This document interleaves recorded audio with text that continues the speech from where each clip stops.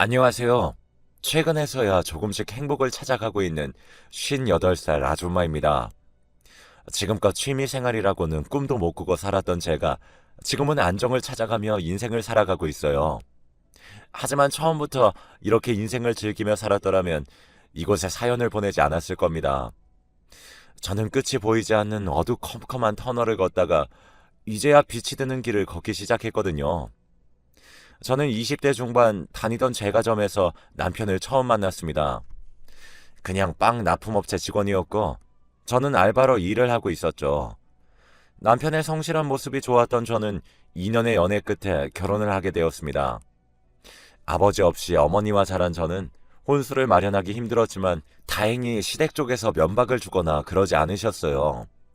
할 수 있는 만큼만 무리하지 않고 해오면 된다고 하셨죠. 나머지는 자신들이 도와주겠다면서요. 좋은 시댁 식구들을 만난 것 같아 기분이 좋았습니다. 저는 그렇게 신혼생활을 시작하게 되었어요. 풍족하지도 않고 오히려 조금 부족하게 살아갔지만 그래도 행복하네요. 하지만 행복은 1년도 채 가지 못했어요. 저는 임신 중이었고 회사도 그만둔 상황이었죠. 남편은 납품업체를 여전히 잘 다니고 있었고요. 근데 남편이 어느 날부턴가 집에 잘 들어오지 않는 게 아니겠어요. 퇴근을 할 시간에 들어오지도 않고 연락도 받지도 않아 걱정이 참 많았죠. 하지만 남편이 귀가를 할 때면 향수 냄새와 술 냄새가 진동을 했고 제게 매번 돈을 달라고 화를 내는 걸 보고 남편이 밖에서 뭘 하는지 대충 감을 잡게 되었어요. 2년을 사귀어왔지만 남편에게서 그런 모습을 볼 수 없었기에 저는 전혀 의심을 하지 않았었는데 결혼하고 제가 임신하고 나서부터 무슨 바람이 든 건지 아니면 원래 그런 사람이었는데 제게 숨긴 건지 아니야, 아닐 거야. 저는 그렇게 스스로를 진정시키며 남편을 믿어보기로 했어요. 회사 동료 중에 향수 뿌리는 사람이 있나 보지. 요즘 회식 자리가 잦아졌으니까 저러는 걸 거야. 라고 말이죠. 하지만 시간이 지날수록 그는 더 심해져만 갔어요. 시부모님께도 돈을 달라고 투정을 부리기 시작했고요. 심지어는 제가 아기를 위해 모아놓은 적금까지 깨서 가지고 갔습니다. 제 친정 어머니에게 전화해서 아기용품을 사야 하는데 돈이 부족하다며 그 구실로 돈까지 받아 챙겼고요. 그리고 그 돈을 전부 도박에 탕진했어요. 더 이상 부정할 수 없었습니다. 그는 도박에 술에 여자까지 하는 최악의 남자였어요. 결혼한 지 얼마나 됐다고 만삭의 아내를 버려두고 바깥으로 도는 남편이 원망스러웠어요. 너무나도 미웠습니다. 저는 크게 불러온 배를 쓰다듬으며 매일을 눈물로 보냈어요. 단 하루도 울지 않는 날이 없었죠. 계속 울다 보니 점점 배도 고프지 않게 되더군요. 아니, 먹는 것을 잊어버리는 게 맞았어요. 저는 점점 야위어져 갔습니다. 며칠 후 시부모님이 잘 지내고 있냐고 신혼집으로 오셨어요. 그리고 제 꼴을 보고서는 크게 놀라셨죠. 아니, 아가, 대체 무슨 일이니? 왜 이렇게 말랐어? 아유, 세상에. 밥은 잘 챙겨 먹고 있는 거야? 잠은 잘 자고? 걱정 어린 눈으로 제 상태를 살피는 시부모님의 모습에 눈물이 왈칵 쏟아져 나왔습니다. 저는 차마 남편이 바깥으로 돌아서 힘들다는 말을 못하겠더라고요. 그런 시부모님들 많잖아요. 우리 아들이 잠깐 그럴 수도 있지 하시는 분들요. 제 시부모님이 아무리 좋은 분들이셔도 막상 자신의 아들이 그렇다는 이야기를 들으면 저를 되려 구박할까 겁이 났습니다. 저는 결국 아무 말도 못하고 그저 서럽게 울기만 했어요. 그런 제 모습에 시부모님은 혼자 있는 시간이 길어서 우울해한다고 생각을 하신 듯 자주 찾아오겠다고 하셨고요. 그러던 어느 날 신혼집에서 시부모님이 차려주신 밥과 과일을 먹던 중이었는데 누군가가 문을 세게 두드리는 겁니다. 팡팡팡 쾅쾅. 당장 나와! 잔뜩 화가 난 듯한 여성이었어요. 우리는 깜짝 놀라 문 쪽을 바라보았고 시아버지께서 자신이 나가보겠다고 하셨습니다. 누구세요? 시아버지가 문을 열고 여자에게 묻자 여자는 남편의 이름을 부르며 그놈 어디 갔냐고 묻더군요. 그리고 집안에서 앉아있던 저를 훑어보고는 어이가 없다는 듯 화를 냈죠. 그거 아주 사기꾼이었구나. 당신 남편 바람 피우는 거 알아요? 그 자식이 나한테 결혼하자고 해서 결혼 준비까지 하고 있었는데 길 가다가 그 자식 얼굴이 나온 가족 사진이 있지 뭐예요. 사진관에서 떡하니 찍은 가족 사진 말이에요.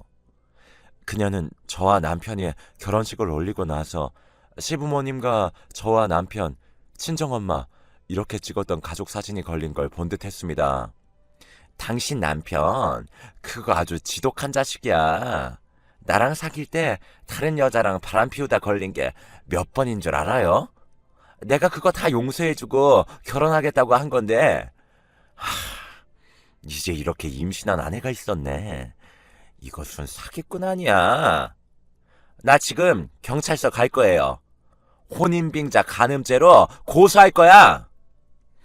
이 모든 얘기에 가장 충격을 받은 건 다름 아닌 시부모님이었습니다. 까딱하다가는 정말 남편이 잘못될 수도 있었기 때문이죠. 저는 남편이 밖으로 저 모르게 나돈다는 건 알고 있었지만 이 정도로 인간 말종이라는 건 몰랐습니다. 임신한 아내를 두고 다른 여자랑 결혼식 날짜까지 자기네들끼리 잡아놨다니 황당해서 당장이라도 애고 뭐고 이혼을 하고 싶은 심정이었죠. 시부모님은 혼란스러운 생각을 정리할 겨를도 없이 악에 바친 듯 소리를 지르는 그녀를 달래기 바빴고 우리 아들 고소하지 말아달라고 말했죠. 결국 시부모님은 그동안 모아놓으셨던 돈 중 그 여자에게 800만 원이라는 합의금을 건네서야 그 상간녀는 돌아가더군요. 그리고 시부모님은 눈물을 흘리며 제게 미안하다고 사과를 하셨어요. 아가, 네가 계속 힘들어했던 게 다 우리 아들 때문이었구나. 아가, 미안하다. 얼마나 힘들었을까. 저렇게 애를 품은 채로 얼마나 마음고생이 심했겠어. 아들 잘못 키운 우리 잘못이다. 시부모님은 제게 무릎까지 꿇으셨고 저는 남편이 바깥으로 도는 게 시부모님의 잘못은 아니라고 생각해서 두 분을 일으켰어요. 아가, 우리가 어떻게든 이런 일 다시는 없도록 하마. 그러니까 딱 한 번만 우리 아들 믿어주면 안 되겠니? 우리가 그 자식 다리를 분질러서라도 다시는 그런 일 없도록 단단히 일러두마. 제 손을 잡고 애원하시는 시부모님의 모습에 저는 마음이 약해지고 말았어요. 남편이 바깥으로 돌면 제 탓을 하실 줄 알았는데 그러기는커녕 제게 무릎을 꿇으며 자식의 잘못을 대신 비는 모습을 보니 가슴이 아프기까지 했죠. 저는 시부모님을 믿어보기로 했습니다. 남편이 다시 갱생되었으면 했거든요. 당장 다음 주가 제왕절개 수술 날이었기 때문이기도 했어요. 시간이 흘러 저는 건강한 딸을 낳았고 시부모님께서는 아주 기뻐하셨어요. 친정 어머니도 고생 많았다며 제 머리를 쓰다듬어 주셨고요. 출산 후 저는 시부모님 집에서 산후조리를 하기로 했어요. 식사와 빨래 그리고 아이 돌보는 것까지 시부모님은 지극정성으로 저를 챙기셨어요. 그런 정성 덕에 저는 차차 몸을 회복해가고 있었죠. 그리고 시부모님의 말대로 남편은 조금씩 괜찮아지기 시작했어요. 외박도 줄어들었고 제게 조금씩 다정해지기 시작했거든요. 시부모님이 어떻게 남편을 바꿔놨는지 모르겠지만 저는 마냥 행복했어요. 연애 이후 이런 행복은 처음이었으니까요. 점점 바뀌어가는 남편의 모습을 보니 진짜 좋은 가족이 될 수 있겠구나 싶었죠. 하지만 그런 꿈은 채 한 달도 가지 않았어요. 제 생각과 달리 남편은 바뀌어가는 게 아니었거든요. 이른 아침 남편과 시부모님의 충격적인 대화를 엿듣게 되었습니다. 아빠, 대체 언제까지 이래야 되는데? 아이, 아가 듣겠다. 조용히 좀 해. 이번 달 돈 언제 줄 거야? 이번 달 거 안 줄 거면 나 당장 오늘부터 나갈 거니까 그렇게 알아? 너 제발 좀 정신 차리고 아내한테 좀 잘해라. 이 애비 죽는 걸 보고 싶어서 그래. 그래야 네가 정신 차리겠어. 우리 아가가 얼마나 불쌍하니, 얼마나 마음고생을 심하게 하는지 네가 알기나 하냐? 네 가족부터 챙겨야지. 대체 어디를 그렇게 싸돌아다니는 거야? 하지만 남편은 시아버지의 말을 듣는 척도 안 하더군요. 아, 됐으니까 돈 내놓으라고. 누가 영감탱이 아니라고 할까봐 잔소리만 해대고 있어. 시아버지는 제가 듣기라도 할까봐 결국 남편에게 돈 봉투를 건넸습니다. 하지만 저는 모든 사실을 알아버렸죠. 시부모님이 남편을 크게 혼꾸녕을 내서 바꿔놓은 게 아니었어요. 여전히 휘둘리고 있었던 거였죠. 시부모님은 남편에게 용돈까지 주고 달래며 며느리에게 잘 좀 하라고 애걸복걸 하다시피 부탁한 거였습니다. 저는 남편이 너무나도 증오스러웠어요. 아니, 끔찍했습니다. 대체 인간이라면 어떻게 저럴 수 있는지, 저건 인간이 아니었어요. 어떻게 본인의 부모님에게까지 저렇게 하는 건지요. 하지만 저는 이혼할 엄두가 나지 않았어요. 제가 평생을 아빠 없는 아이로 살아 그 서름을 잘 알기에 제 딸은 그렇게 되지 않았으면 했거든요. 아무리 아내한테 못하는 못난 남편이어도 딸에게는 아빠라는 존재가 있었으면 했습니다. 아니나 다를까 시간이 흐르니 남편은 다시 밖으로 돌기 시작했어요. 뭐 뻔한 결과였죠. 남편은 술이며 도박이며 여자며 안 하는 게 없었습니다. 결국 저는 남편은 그냥 포기해버리고 아이 하나만 보며 아이를 위해 살아가기로 했어요. 내 자식은 아무런 죄가 없기 때문이죠. 그런 제 모습에 시부모님은 고맙고 미안해서 어쩔 줄을 몰라 하셨습니다. 시부모님은 당분간 같이 살자고 제안하셨어요. 집에 혼자서 있으면 우울할 테고 아이를 혼자 보기엔 힘이 붙일 거라고 도와주겠다고 하셨죠. 그리고 틈만 나면 눈물을 흘리셨어요. 아들을 못나게 키워서 정말 미안하구나. 아휴, 우리 잘못이다. 이게 무슨 고생이니? 너한테 면목이 없다. 라고 매일같이 제게 사과하셨죠. 저는 남편이 아예 없는 사람이라고 생각하니 차라리 마음이 편해져서 남편이 아예 집에 안 들어왔으면 하는 바람으로 살았습니다. 저는 점점 마음이 메말라져 갔고 피폐해져 갔습니다. 그런 제게 항상 힘을 준 건 시부모님이었어요. 겨울이 되면 직접 든 장갑을 저와 제 딸에게 선물해 주셨고 우리 며느리 좋은 옷 입혀야 한다며 제 손을 이끌고 백화점에도 갔습니다. 백화점에서 옷을 고르고 있으니 다들 시부모와 며느리 관계로 보지 않고 부모님과 딸로 보시더라고요. 어머, 따님 옷 골라주시나 봐요. 어쩜 이렇게 가족이 화목하세요? 그 말에 시부모님은 제가 불편해할까봐 어쩔 줄 몰라 하시다가 제가 배시시 웃으며 네, 맞아요. 엄마 아빠예요. 라고 하니까 두 분 다 눈물바다가 되셨어요. 시간이 흘러 딸이 중학생이 되자 저는 돈을 벌기 위해서 대형마트에서 시시코너 판매원으로 일을 하게 되었어요. 하루 종일 서서 만두를 굽고 자르고 굽고 또 자르고 힘들었지만 저는 제가 일을 할 수 있다는 것만으로도 감사해야 하며 열심히 출근했습니다. 몇 년을 더 일했을까 딸이 어느새 성인이 되었습니다. 딸은 지방 국립대학교에 합격해 자취를 하게 되었죠. 어엿한 어른이 된 딸을 보니 기분이 묘하더군요. 자랑스럽기도 하고 아쉽기도 하고 아이를 둔 부모라면 아마 누구든 공감하실 거예요. 저는 눈물을 닦으며 딸에게 말했죠. 가서 공부 열심히 하고 엄마 걱정하지 말고 밥 잘 챙겨 먹어야 한다. 딸은 제 손을 잡고 말했어요. 엄마, 나 이제 성인이고 내가 알아서 밥벌이 할 수 있어. 그러니까 엄마 이제 이혼하는 거 어때? 저는 딸의 말에 가슴이 쿵하고 내려앉았습니다. 설마 딸이 이런 말을 하리라고는 생각도 못했거든요. 엄마랑 할머니, 할아버지가 아무리 숨겨도 아빠가 형편없는 사람이라는 거 나도 잘 알아. 초등학생 때부터 이미 알고 있었어. 나 그런 아빠 없이도 잘 살 수 있어. 그러니까 엄마는 나 때문에 자신을 묶어두지 말고 제발 이제라도 스스로를 위해서 살았으면 좋겠어. 딸은 잘 생각해보라며 엄마는 그런 사람의 곁에 있기에는 너무나도 아까운 사람이라고 했습니다. 그러니 그 사람의 곁을 떠나 자유롭게 살아가라고 했죠. 내 딸이 언제 이렇게 커서 엄마를 걱정해주고 저런 멋진 말을 하게 됐을까 나조차도 엄두를 못 낸 그런 멋진 이야기를 해줄까 싶었습니다. 그리고 저는 딸의 말을 진지하게 생각해 보기로 했어요. 저는 깊이 고민하고 또 고민해 봤습니다. 하지만 고민할 필요도 없었어요. 딸이 커서 성인이 되었으니 저는 더 이상 그 남자의 아내로 있지 않아도 됐죠. 꼴도 보기 싫은 그 개차반에게서 벗어날 수 있었어요. 저는 이혼을 결심했습니다. 20여 년의 결혼 생활을 정리하기로 마음먹었어요. 저는 이 사실을 부모와도 같은 시부모님께 말씀드렸죠. 저 이혼하려고요. 애도 다 컸고 이제 제 인생 살아보려고요. 제 말에 시부모님들은 눈물을 흘리시며 아이고 그래 그래야지. 우리 아가 얼마나 고생이 많았니?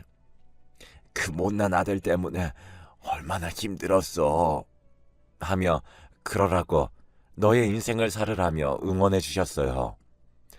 저는 그렇게 이혼을 준비하게 되었습니다. 하지만 모든 일이 쉽게 풀리지 않듯 꼬이고 꼬인 제 인생도 한 번에 해결될 리가 없었죠. 시어머니께서 어느 날 갑자기 쓰러지신 겁니다. 저와 시아버지는 119를 불렀고 시어머니는 병원으로 실려가셨어요. 하지만 병원에 도착하고 얼마 지나지 않아 세상을 떠나고 마셨어요. 급성 심근경색이었죠. 저는 부모와도 같은 시어머니를 잃은 충격에 오열을 했고 시아버지가 오히려 저를 안아주셨어요. 저는 주체할 수 없는 슬픔에 기절을 해버렸습니다. 다시 정신을 차린 제 곁에는 시아버지가 계셨어요. 제가 정신이 든 걸 아시고는 엉엉 우시더군요. 아내도 갔는데 너마저 그렇게 쓰러져 버리면 어떡하냐면서요.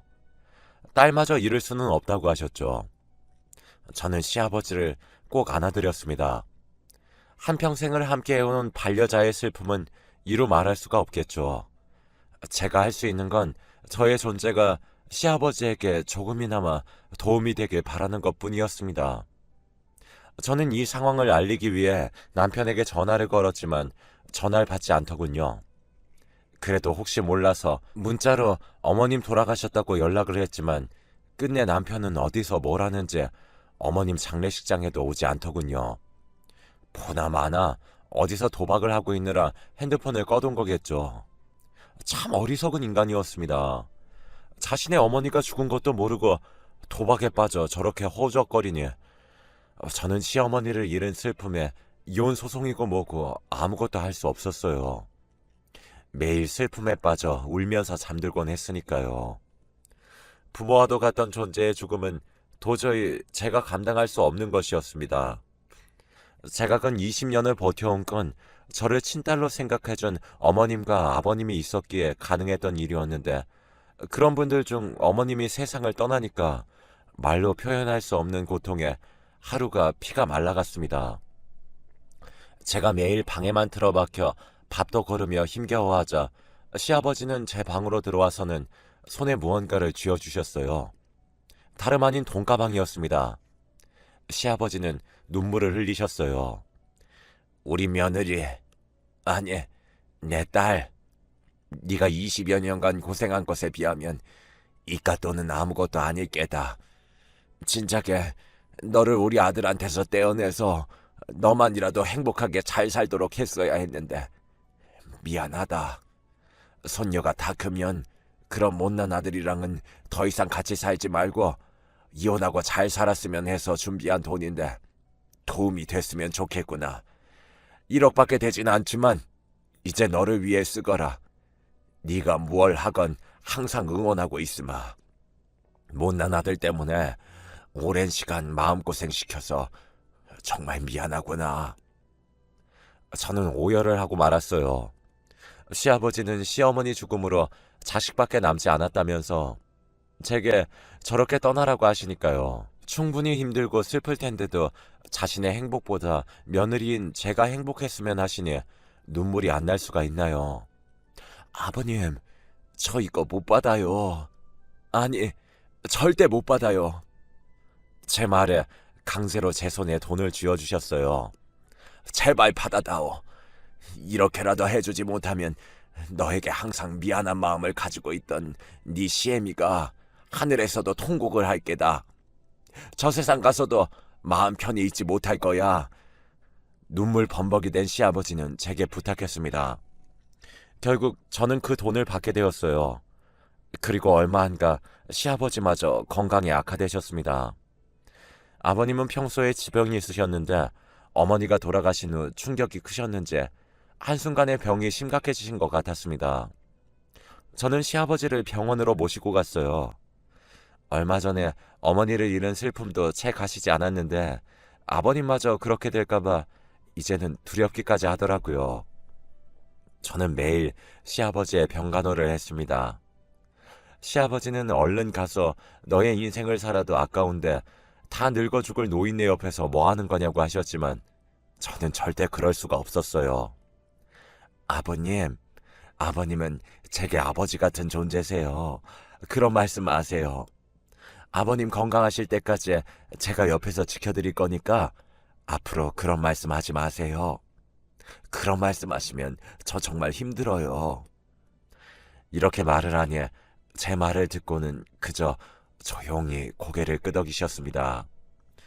얼마 후 아버님의 상태는 더 많이 안 좋아지셨고 결국 하늘의 별이 되셨습니다.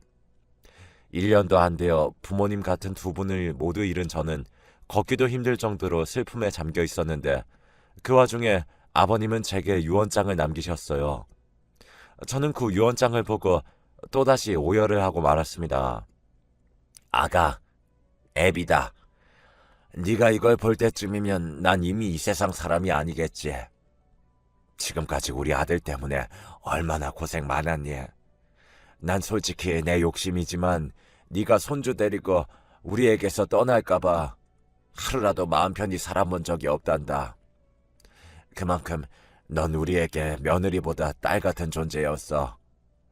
너와 오순도순 밥을 먹을 때, 같이 이곳저곳 걸으며 산책할 때, 먼저 하늘나라로 간 네 시모랑 손주 보며 흐뭇하게 웃으며 바라볼 때, 모든 소소한 일상들이 나중에 알고 보니 큰 행복이란 걸 깨닫게 되더구나. 이제는 그런 행복했던 일들을 못한다고 생각하니까 이 죽음이 무섭진 않지만 내 추억이 사라지는 것 같아서 그게 더 두렵구나. 나는 이젠 네 시애미가 있는 곳으로 가서 니네들 사는 것 잘 지켜볼 테니까 앞으론 더 이상 우리에게 얽매이지 말고 네 인생 살도록 하렴. 내가 진작 보내줬어야 하는데 너무 미안하다.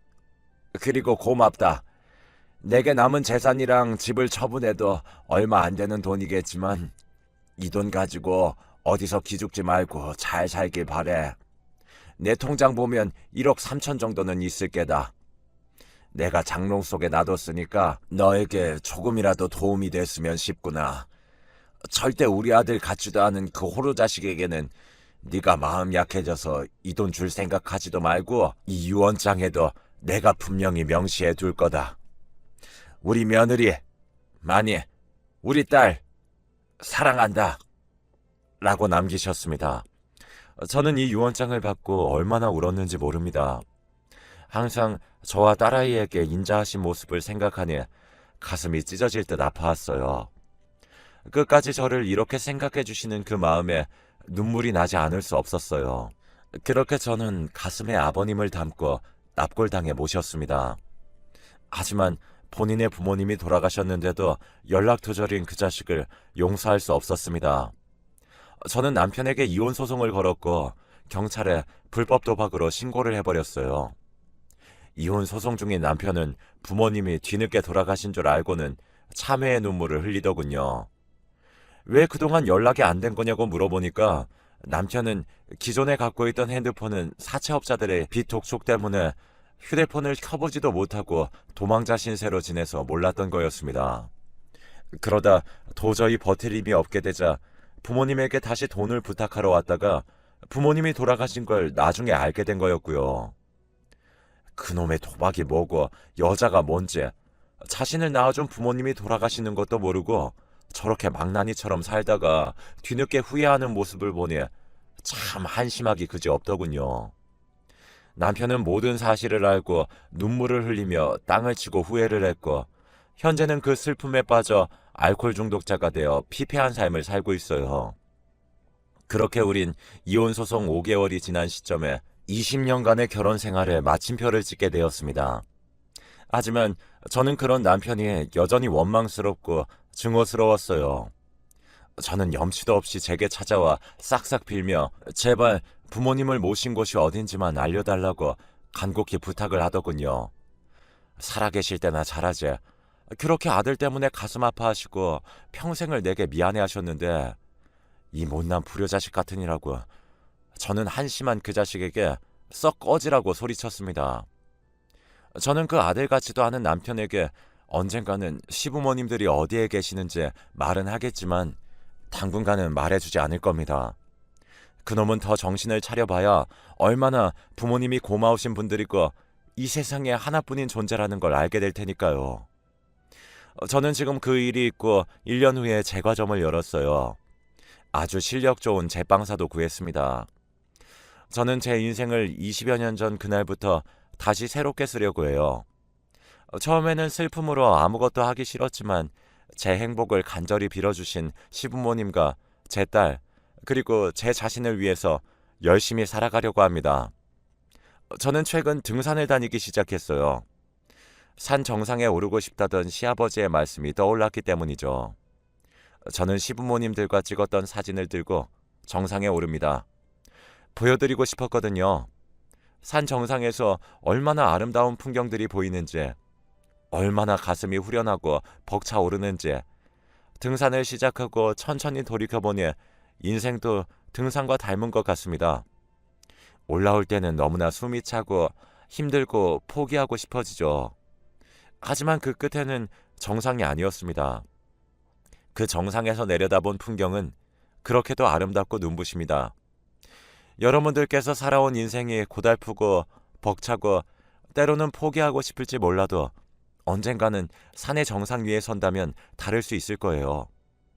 지나온 나의 아픔도 슬픔도 다 행복을 위한 거라는 걸 깨닫게 되기도 할 테니까 말이죠. 가슴이 뻥하고 뚫리게 될 날이 올 거라고 믿으셨으면 좋겠습니다. 희망을 잃지 마시라고 말씀드리고 싶네요. 제 긴 이야기 지금까지